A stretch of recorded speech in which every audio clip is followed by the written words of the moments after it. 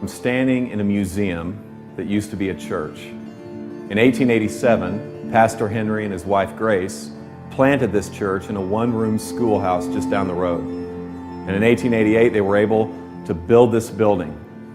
And they passed on their love for this community because of the gospel to a generation.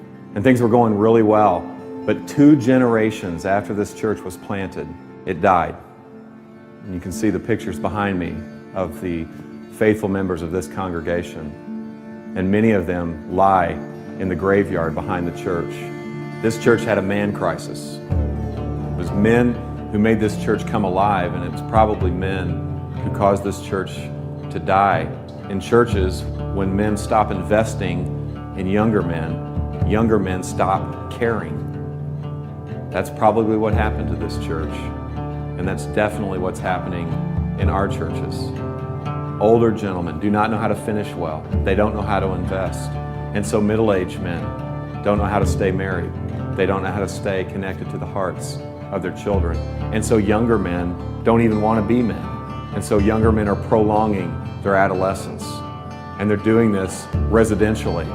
Guys in their 20s and early 30s, a third of them live with their parents.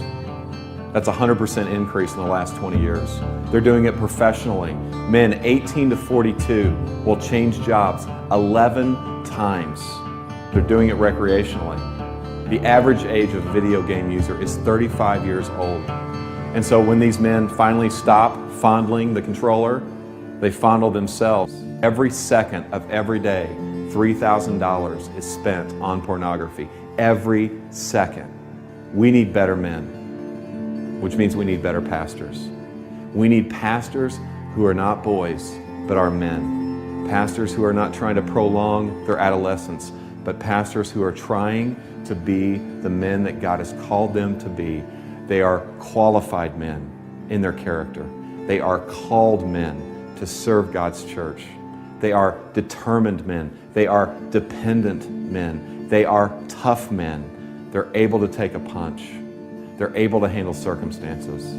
They're tender men. They're able to love their wives and love their kids and to teach their church to love their community. Tragically, the last time the gospel was preached from this pulpit to this church was 1957. 3,000 to 4,000 churches this year will close just like this church. Why? Because the story and the glory of the church becomes bigger than the story and glory of God. See, the men and women who planted this church, they actually believe this stuff. They actually believe that Jesus lived a perfect life, that he died a brutal death, and that he rose again, triumphing over sin and death. They believed it. And because they believed it happened, they believed it had implications on their life, that their sin could be forgiven, that they could have a new identity, and that they could be sent on mission with this God who is on mission. But the reality is most Christians are not on mission.